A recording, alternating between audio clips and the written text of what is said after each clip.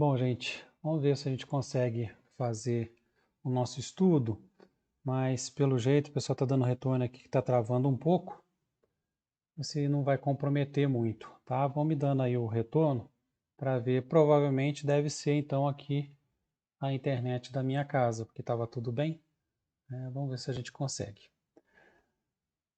Hoje então vamos falar o transe mediúnico.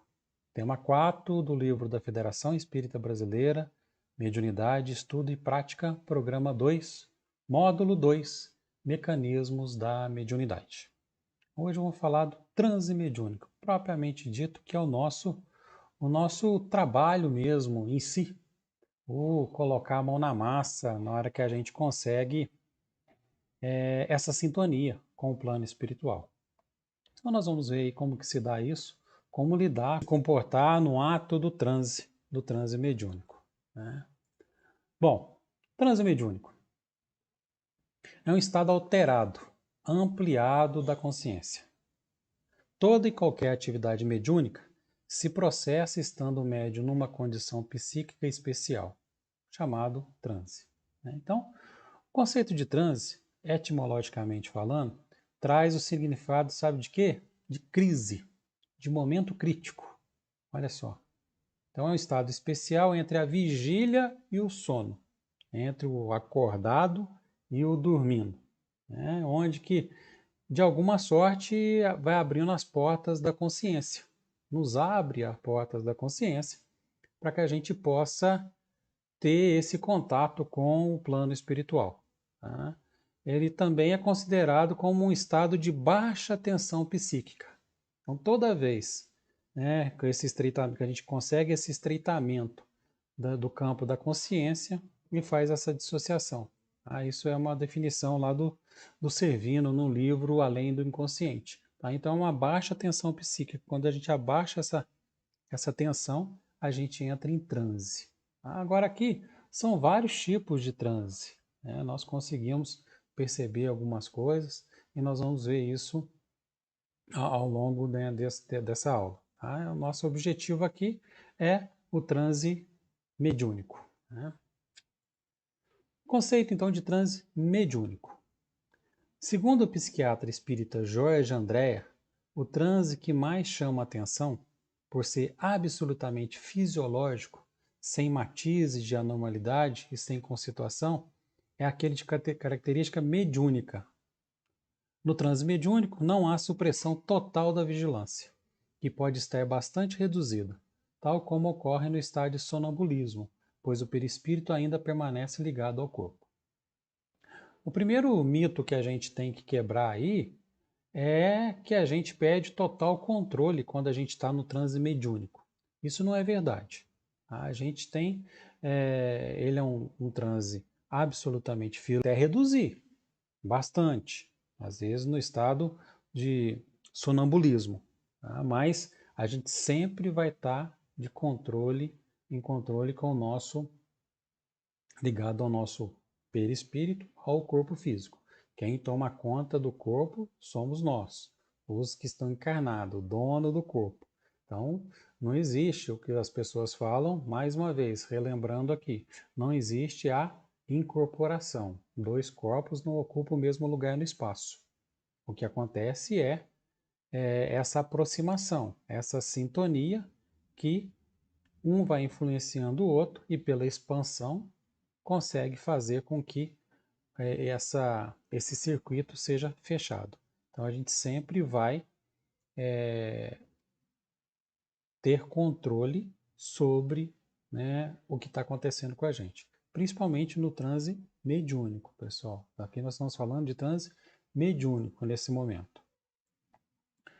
Existe aí as pessoas às vezes têm uma confusão sobre o sono, mistura um pouco sono, não sonho, e o transe mediúnico. Então, incoerentemente, o transe, né, há quem confunda esse transe com o sono, então. Onde o sono é um estado fisiológico, que é caracterizado por supressão da vigília. Então, se ele já tem a supressão da vigília, já não, né, tem o controle. Desaceleração do metabolismo, relaxamento muscular, estamos falando aí do sono, diminuição da atividade sensorial, suspensão das experiências conscientes, pela aparição concomitante dos sonhos. Leon Denis, ele considera o transe mediúnico, ou o anímico, né, que é a emancipação da alma, igual nós já vimos, como assemelhado ao sono. Não que é a mesma coisa. Assemelhado ao sono. Tá? Então, é um grau de sono magnético que permite ao corpo fluídico, o nosso perispírito, colocar para fora, exteriorizar-se, desprender-se do corpo carnal. E a alma vai tornar a viver por um instante uma vida livre, independente. Tá? Isso está lá no livro O Invisível.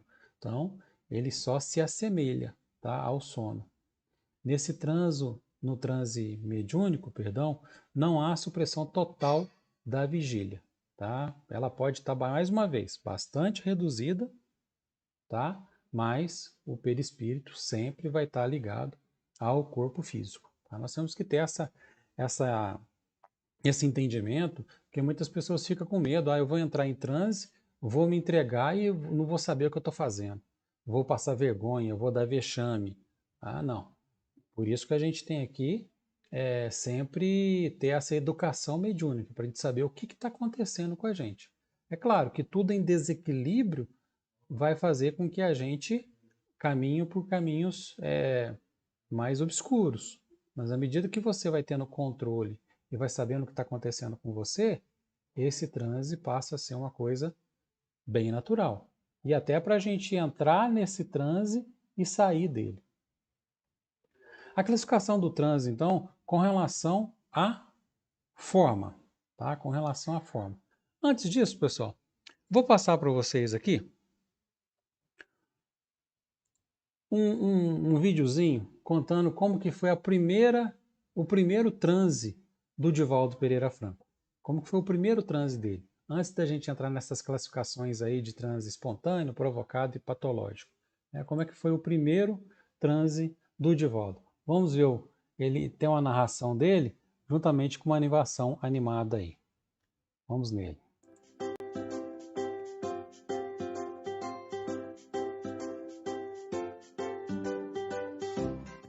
Mas aí veio o pior. Ela disse, dona Ana, ele agora precisa de uma reunião espírita. Eu disse, eu não vou. E por que não? Porque o diabo está lá. Ué, como é que você sabe? Todo mundo diz. Mas todo mundo dizia que você era paralítico, não era. Eu disse, mãe, eu não vou. Mãe sorriu assim, vai. Aonde é a reunião? A senhora disse, mãe, eu não vou. Vá. E eu fui. Era um lugar meio distante no povoado. Meu pai não quis ir, porque os homens são muito corajosos, mas sempre delegam as esposas. E eu fui. Como era coisa demoníaca, eu levei um terço do bolso, que quando Satanás viesse, eu apresentava o terço. Claro, então fomos. Quando chegamos e entramos na sala, eu tive a maior surpresa da minha vida. Porque ali estava o tabelião de notas, que era uma autoridade, o gerente do Banco do Brasil, que era outra autoridade, o meritíssimo juiz de direito, a zeladora do altar do coração de Jesus, do qual eu também era devoto. E algumas pessoas, eu digo assim, meu Deus, olha quanto feiticeiro, que horror. E fiquei apavorado. A zeladora do altar do coração de Jesus olhou para mim e disse, caluda, hein? O que se passa aqui não se conta lá fora. Quando eu saí, eu contei a todo mundo, é claro. Eu era muito jovem. Mas o curioso é que eu fiquei ali apavorado, esperando uma força demoníaca. Era claro, eu fui levado para sentar-me à mesa. E ali à mesa, eu fiquei aguardando, segurando o terço. Quando o presidente levantou-se e começou a orar a prece de Cáritas, a mais bela prece que eu jamais ouvi, eu percebi que ele irradiava uma luz peregrina. Emocionei e me perdi a consciência. Quando eu voltei ao normal, boca, Eu disse, mas como? Eu estava cochilando. Não, meu filho, seu irmão acabou de falar. Eu fiquei com tanta pena de mãe, digo assim, coitada. Na primeira sessão já ficou maluca. Porque o povo dizia que o espiritismo levava à loucura. Assim eu comecei, é uma larga história.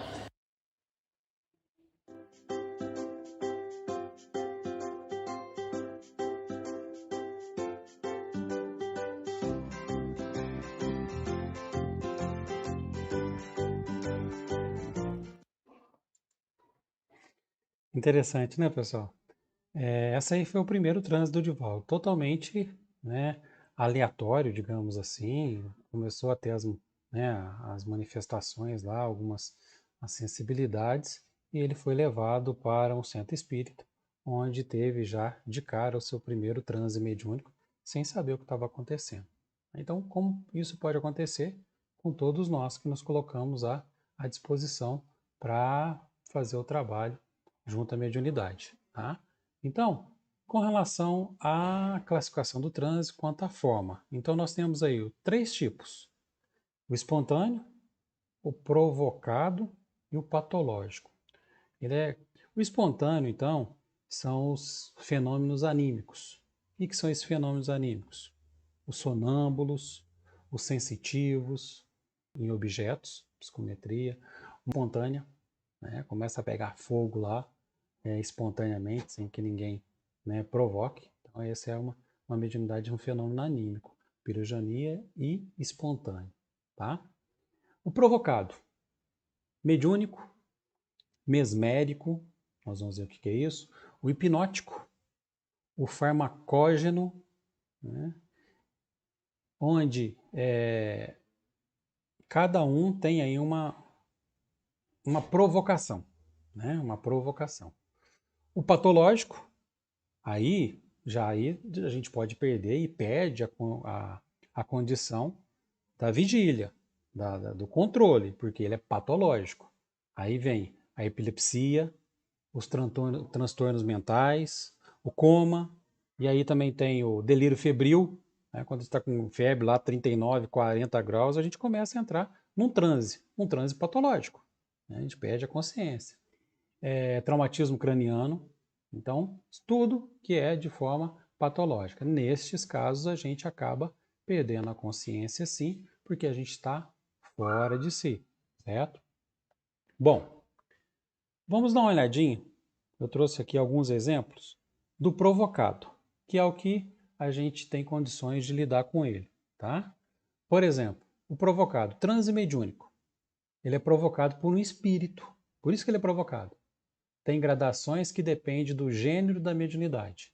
Então, mediunidade não é só no espiritismo. Nós temos aí nos nossos amigos da Umbanda, do Candomblé, né, de outras religiões que têm a mediunidade como trabalho, tá? E eles são provocados aí pelos efeitos, né, pela tradição, pelos ritos, lá, por exemplo, da Umbanda e do Candomblé.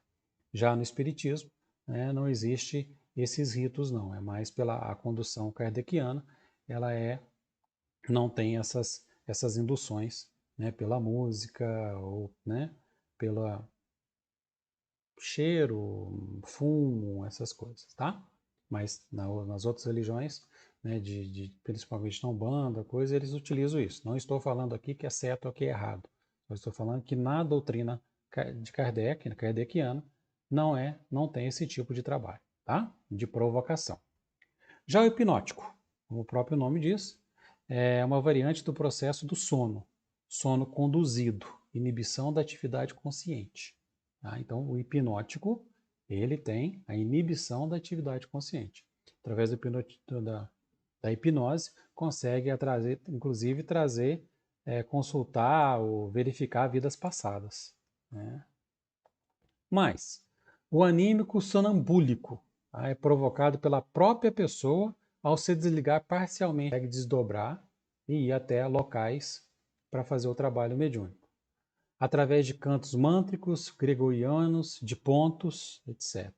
Favorece a bicorporeidade, dupla vista, êxtase, catalepsia, letargia e sonambulismo. Tá? Então, aí tem um fenômeno, por exemplo, da bicorporeidade, onde alguns espíritos conseguem, né, pela literatura, e a gente tem vários exemplos de espíritos que estavam presentes em 2 locais ao mesmo tempo. Então, através desse, né, desse transe anímico, sonambúlico, ele desprendeu do corpo e se fez presente no outro lugar através da materialização em outra localidade. Também ele tem que estar totalmente em transe para conseguir estar em 2 locais ao mesmo tempo. Outro transe provocado é o químico, né, o farmacológico, tá? Através de ações de substâncias químicas, álcool, drogas, chás. Né? Então a gente tem aí o chá da ayahuasca, né, que tem a provocação, né, de alucinógeno, né, o próprio álcool, drogas e por aí vai. Então isso tudo acaba provocando um transe. Não estou falando aqui que pode ser transe, é necessariamente transe mediúnico, tá? Mas se a pessoa tem já a capacidade da mediunidade, isso pode provocar até uma manifestação mediúnica. Os espíritos que vão manifestar ali, que se faz uma incógnita, né? De poder estar trabalhando com eles nessa situação, né? Ou não. O mesmérico. Gente, esse nome aí, mesmérico, vou trazer para vocês o que é. É o passe. Nada mais que o passe. Efeito magnético da imposição das mãos. O sono mesmérico ele foi, né, dado esse nome por Franz A. Mesmer, por isso que chama mesmérico. Tá? Então, médico do século XVIII que acreditava na existência de um magnetismo humano, realizando várias cirurgias e anestesias sobre o chamado sono mesmérico, desenvolvendo-se a partir da expressão mesmerismo. Induzia tal estado através de movimentos realizados com as mãos associadas à sua fala. Então, isso traduz para a gente hoje o passe. Então, só que ao contrário de Mesmer, ali ele estava indo só com a imposição de mãos, movimentos e passando a energia para a pessoa. Já no passe espírita, aí tem o passe duplo, né, onde tem parte também dos amigos do plano espiritual que estão junto com a gente. Então, espiritual e físico. Ok? Nesses exemplos, então, para a gente ter uma ideia desses transes. Então, em um desses aqui, a gente vai estar sempre, pode passar por eles. Né? Questão de escolha, de momento, né? No caso do patológico, enfim. Tá? Bom, a classificação dos transes, então, com relação à intensidade. Tá? Ele pode ser superficial, onde tem-se uma lucidez total, o intermediário, que é uma semilucidez, e o profundo, tá? Que é a inconsciência sonambúlica. O superficial, tá? Nós não temos nenhum esquecimento, não há amnésia. Tá? O médium ele vai se recordar de tudo que acontece durante a recepção e a transmissão da mensagem. Tá? Então ele se lembra de tudo que está acontecendo. E aí isso aí pode causar até um problema, uma dificuldade maior para o médium principiante, porque ele vai gerar dúvida se é dele, se ele está realmente em transe ou não. Tá? Com o tempo, a gente vai percebendo que, mesmo sendo superficial, os pensamentos que vão fluindo e aquilo, o caminho que a gente vai conduzindo, não é nosso. Né? A gente não teria a mínima capacidade de conduzir, né, ou dar uma riqueza de detalhes daquilo que está sendo falado, tá? Sentido. Já nos médios intuitivos, gente, o transe é sempre superficial. Teve um caso de mediunidade superficial e que ela acontece muito? São quando as pessoas estão dando palestras nos centros espíritas, ou até mesmo padres, pastores, estão lá fazendo a sua fala, ou o padre fazendo a sua homilia e por aí vai, né? E ele começa a falar e o espírito entra numa sintonia com ele, ele entra praticamente em transe, um transe superficial, uma intensidade bem, digamos, leve, né? Bem superficial, onde ele vai falando como se fosse dele. Tá? Então essa influenciação faz com que ele passe o recado para aquela plateia, para aquele público. Tá? Então isso a espiritualidade sempre vai intuir, vai se aproximar, fazendo através desse transe o instrumento que ali se faz necessário. Por isso que é tão comum a gente ir no centro espírita, chegar lá e os amigos saírem e falarem assim, nossa, parece que o palestrante falou diretamente para mim. Como é que ele sabia daquilo? É que a espiritualidade que conduz todo o trabalho sabe exatamente das nossas dificuldades e sabe que a gente está precisando ouvir aquilo. Então ele vai conduzindo o palestrante através do transe para que ele fale exatamente aquilo que aquela pessoa vai precisar. E no contexto como geral acaba todos precisando, tá? Então, e assim, não vai se observar nenhuma alteração na sua fisionomia, nem na sua passividade, tá? Ele simplesmente recebe o pensamento do espírito comunicante e transmite. Recebe e transmite, tá? Como eu sou palestrante espírita, né? O pessoal que me conhece, eu sempre falo que as melhores palestras que eu já fiz é porque não fui eu, entendeu? É que a turma que estava junto comigo que fez. Quando sou eu que estou falando, aí fica bem arroz com feijão. Mas quando a turma vem para dar um apoio, aí as palestras ficam boas. Então, eles vão aproveitar sempre desse transe para poder dar a comunicação. Então, não acontece só na reunião mediúnica, vai acontecer em várias situações das nossas vidas, tá? Sempre com o intuito de ajudar de alguma forma, tá? Já o transe intermediário, né, ou parcial, está aí no meio do caminho. Os médios eles vão recordar de alguns acontecimentos, trecho da mensagem transmitido pelo espírito, tá? Então, alguma coisa. E é comum ele recordar o conteúdo da mensagem imediatamente à transmissão, mas esquece dela completamente com o passar do tempo. Tá? Então, ele fica ali meio lá, meio cá, meio lá, meio cá. Né? Então, ele não prende muito, mas o controle todo ele tem, porque na hora que ele está dando a comunicação, ele está lúcido em perispírito, sabendo o que está acontecendo, mas ele não grava, né?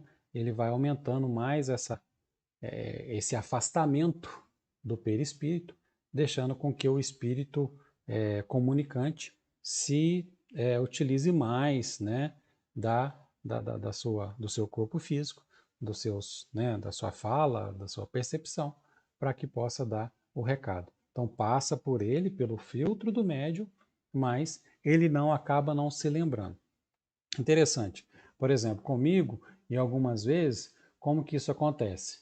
Tem alguns transes que a gente entra, como esse, por exemplo, da palestra. Né? A gente é totalmente natural, ninguém percebe nem que você estava mediumizado, que estava em transe, e faz todo o trabalho. Né? E também quando a gente dá passividade nas reuniões mediúnicas. Então é comum a gente dar passividade, vem o espírito, fala o que tem que falar, certo? Termina, a gente acaba quase que não lembrando nada. Mas aí a pessoa começa, nos comentários finais, começa a falar o que estava acontecendo, é como se aflorasse imediatamente na nossa memória. Ah, realmente, foi isso que falou, tal, a gente consegue falar com toda a propriedade aquilo que o espírito comunicou, né? Mas no outro dia, passa, a gente apaga, deleta completamente. Tá? E o transe profundo, né, que é a inconsciência sonambúlica.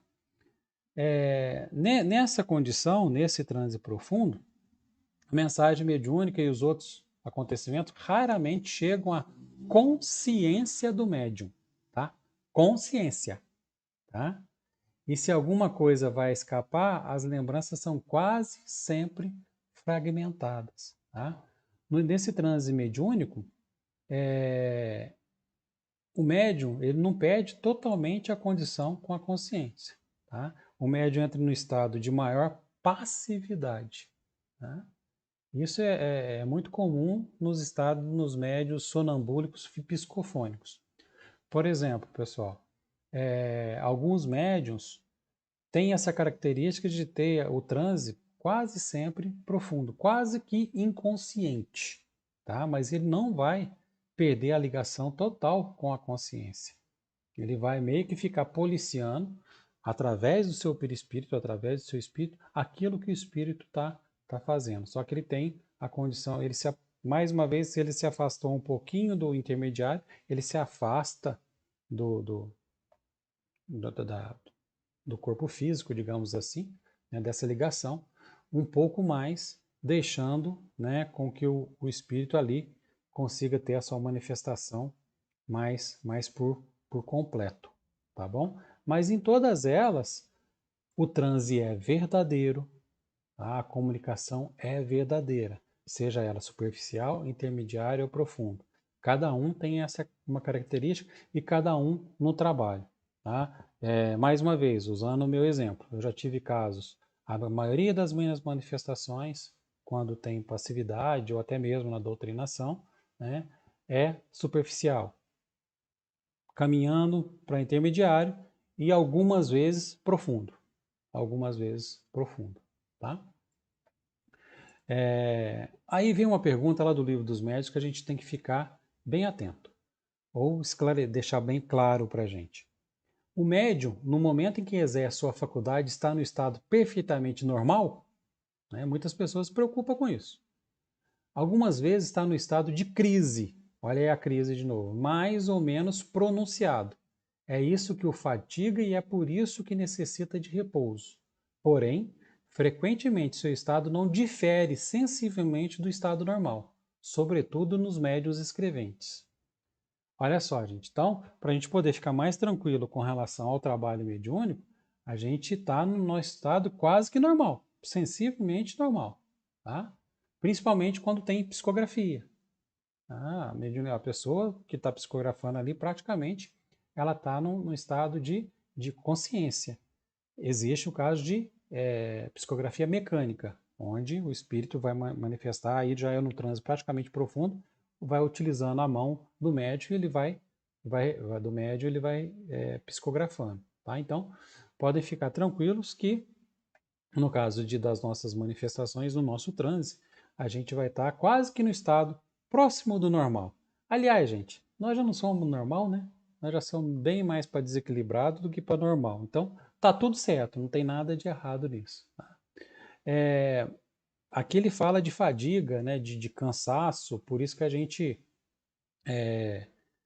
pede que os médios, orienta os médios sempre que trabalhem só uma reunião por semana, tá? Não dando para não causar muito cansaço, né, ao corpo físico.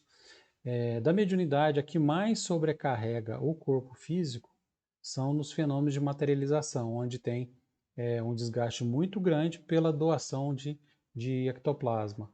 Tá? Chega a perder até calorias, grandes calorias, né, do corpo físico nessas reuniões. Inclusive, essa mediunidade de efeito de materialização foi sugerida por Chico que ele não tivesse ela mais, tá? Não praticasse ela, tá? Porque exigia muito do corpo físico, até porque o objetivo já não era esse, o objetivo era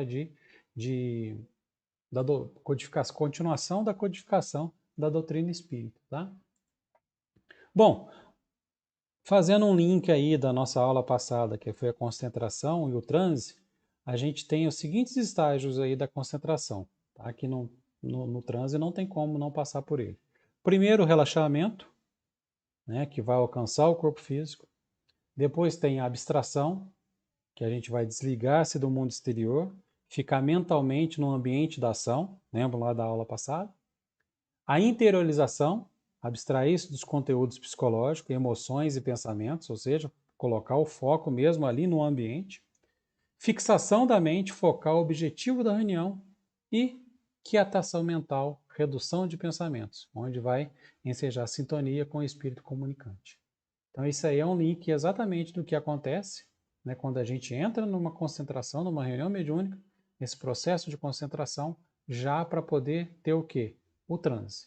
Então, dependendo da nossa concentração, da situação, a gente vai sempre ter uma maior dificuldade ou facilidade para ter esse transe mediúnico. Por isso que a gente sempre tem que preparar, ir preparado, tanto para uma palestra quanto para uma reunião mediúnica, para onde quer que for.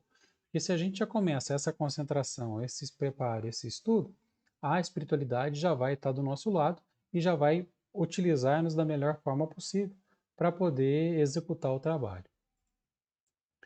Nos momentos, então, iniciais do transe, do intercâmbio mediúnico, vai captar as emanações energéticas do espírito, vai perceber com relação à forma, sensação, se é boa, se é ruim, e vai perceber também uma coisa que é muito importante, a situação espiritual do desencarnado.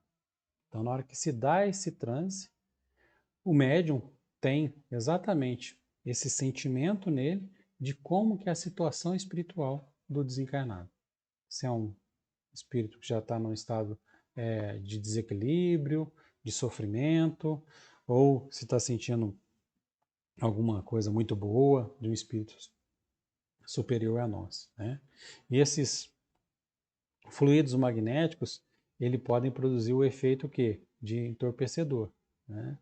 E age diretamente no perispírito do médium, tá? De imediato, como está até a mão do mentor aí, ó, no córtex cerebral, nos lóbulos neurológicos, tá? Frontais. Tá vendo como o mentor aqui, ó, ele posiciona a destra aqui, a mão, né, bem em cima do córtex cerebral, já em estado de transe. O medianeiro vai se distanciar do ambiente onde ele do corpo físico, né, onde ele se encontra, vai fazer o seu rebaixamento psíquico próprio ao estado, né, do médio, baixando para poder entrar no transe, tá? Então, o espírito vai dando essa gradação no transe, tá?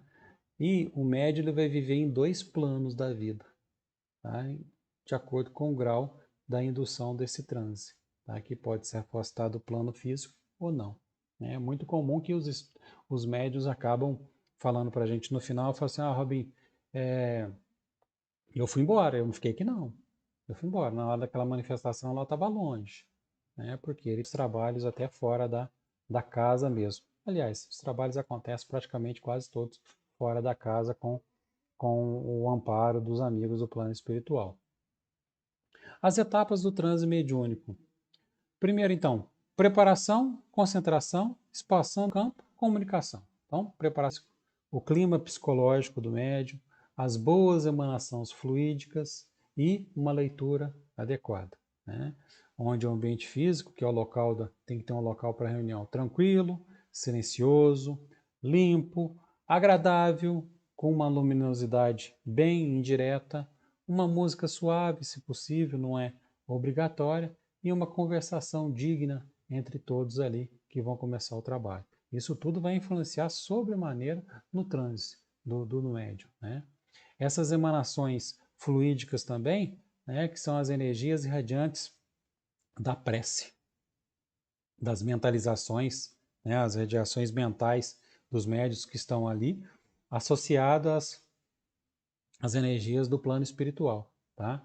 Que são produzidas pelos benfeitores espirituais. Então, isso vão saturar o ambiente e vão afetar diretamente a mente do médium, induzindo ele ao quê? Induzindo ele ao transe, né? Então, esse contato é feito totalmente, essa preparação toda, e vão induzir ele ao transe, tá? A concentração, então, nesse rebaixamento da tensão psíquica, né? Então, essas condições anteriores vai permitir que o médium entre no estado de concentração mental, né? E vai fazer com que ele seja como que desligado do ambiente físico para ligar com o plano espiritual. Então, é um trabalho muito bem cadenciado pelos amigos do plano espiritual, juntamente com a turma do plano físico. Só uma curiosidade, a gente coloca aqui que as outras formas de transe, tá? Outras formas, principalmente de indução do transe mediúnico, tá? Que não são utilizadas na casa espírita, tá? Mas a título de exemplo, são os nossos amigos aí de estimados, tá? Eles vão sempre suscitar a onda que vai inibir o lóbulo frontal, né? E vai induzir ao transe.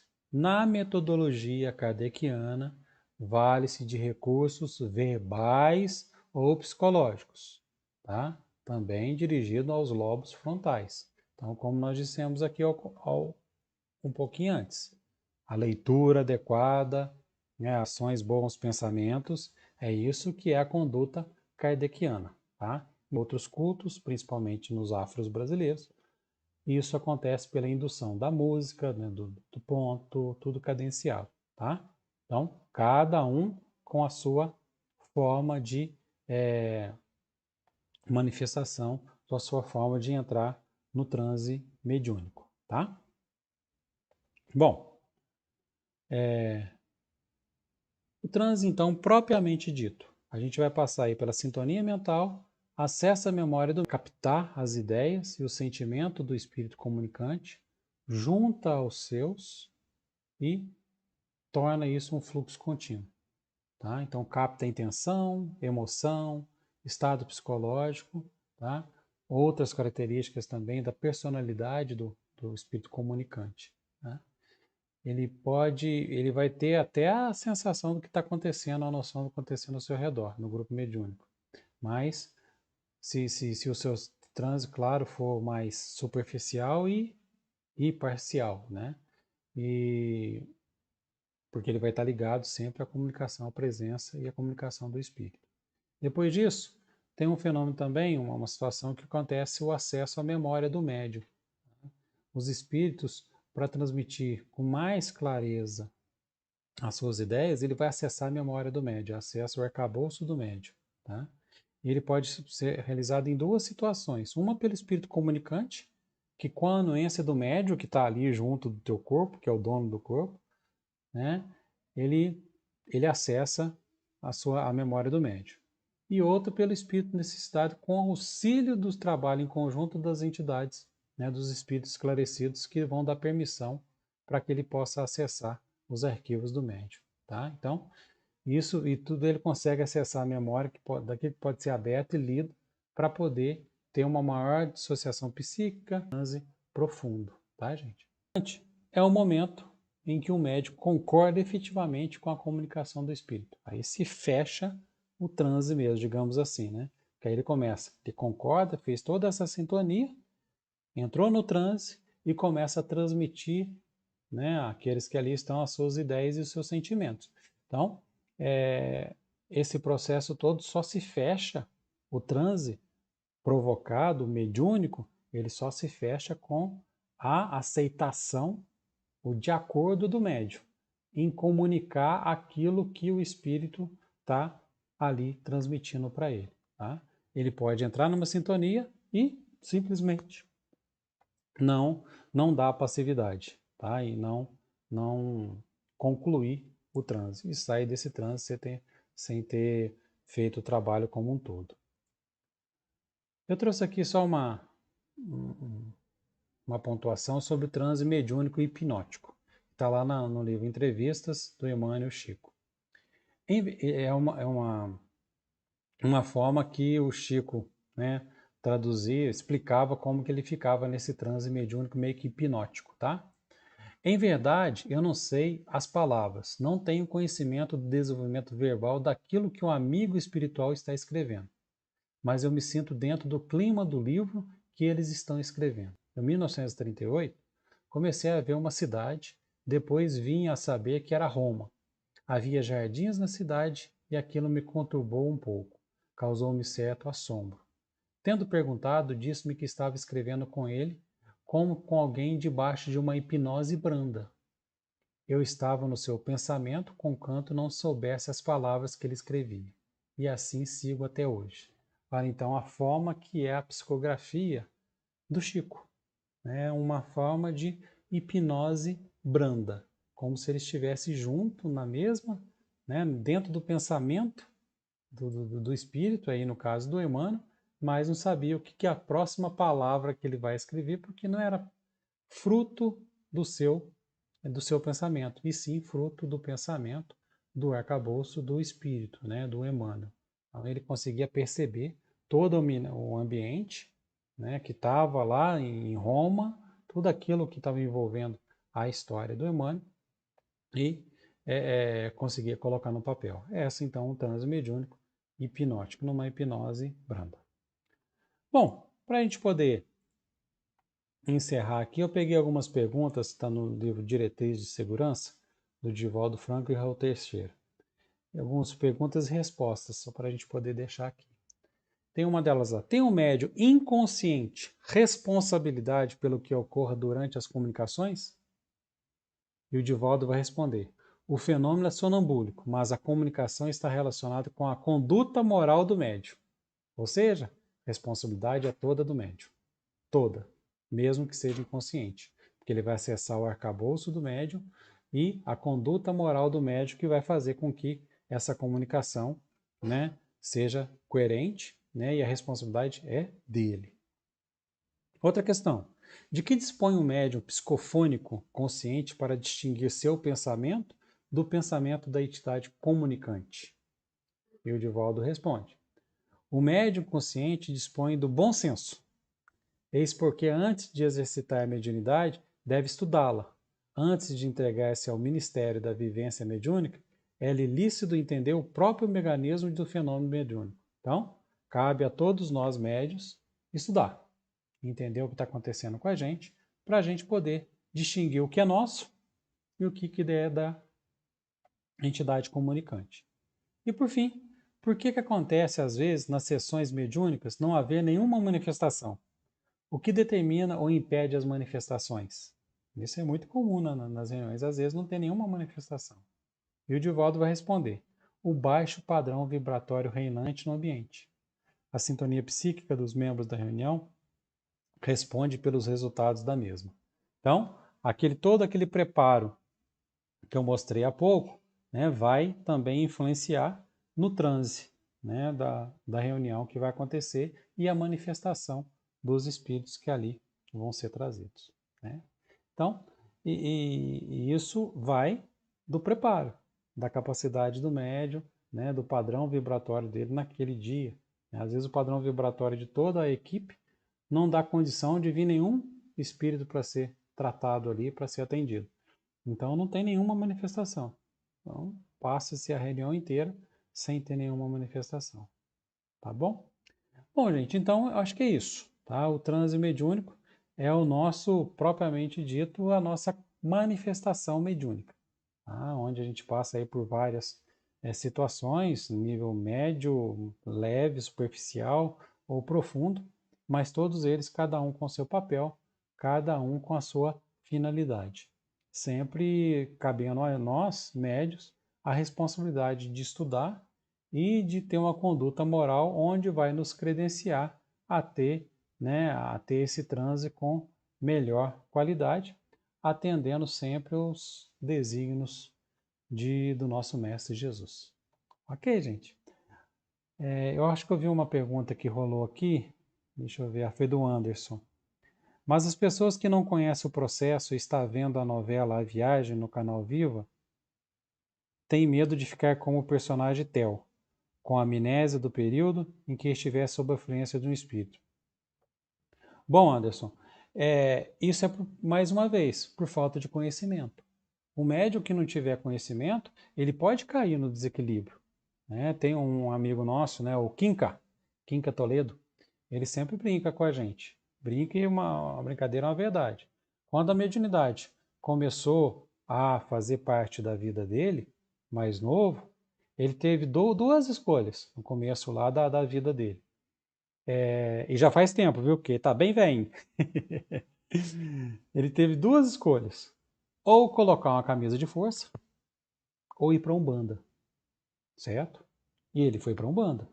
Foi para Umbanda, fez todo o desenvolvimento mediúnico dele na Umbanda e depois, de um tempo, se encontrou na doutrina espírita. Certo? Então, mas o primeiro contato que ele teve com a mediunidade foi através da Umbanda.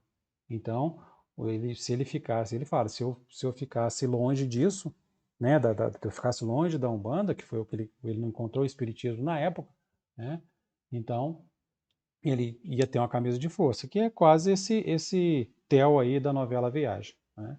Então, o que a gente deve fazer, e até mesmo quando a gente encontrar alguém que esteja nessa situação, é esclarecer, é tentar auxiliar, direcionar para um estudo mediúnico, para uma casa espírita, ou até mesmo para qualquer, né, para Umbanda, para qualquer lugar que tenha um amparo, certo? Qualquer denominação religiosa vai ter um amparo ali para o trabalhador, tá? Então, e conduzir eles para poder que seja esclarecido.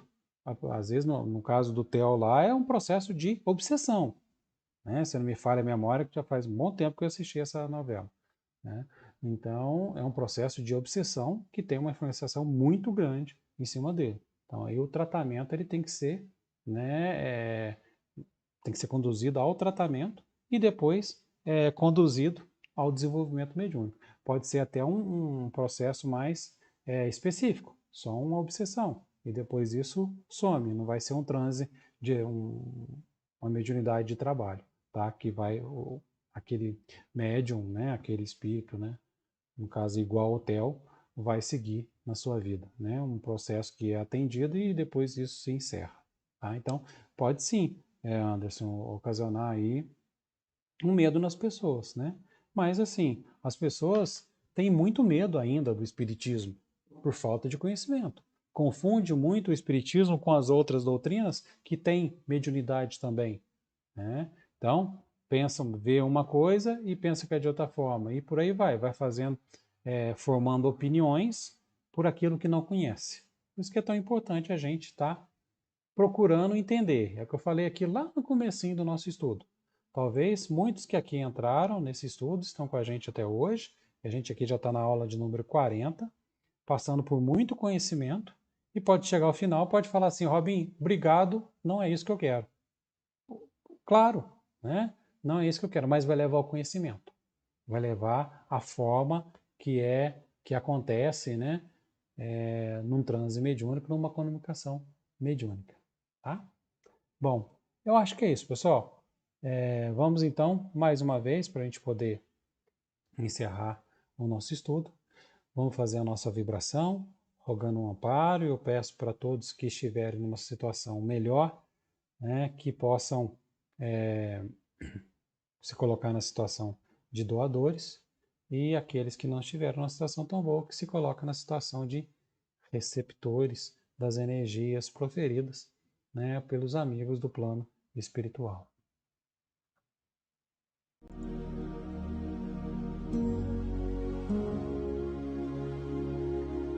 Querido Mestre Jesus, companheiro de longa jornada, mais uma vez te rogamos um amparo para todos que estão sobre esse planeta,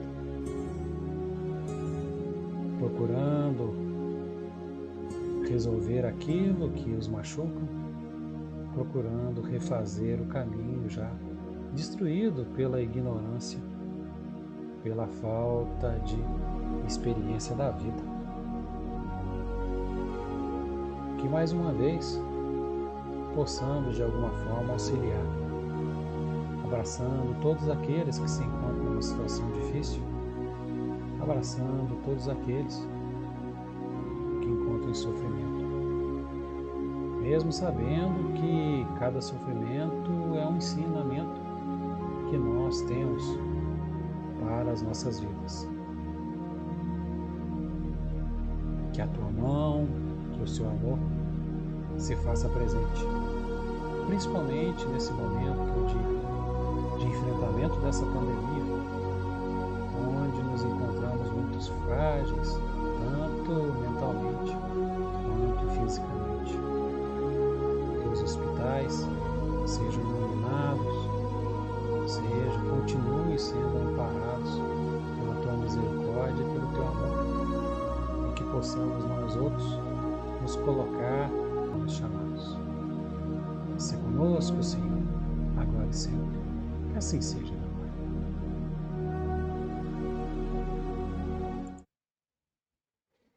Bom, meus amigos, muito obrigado pela companhia, pela dedicação, e que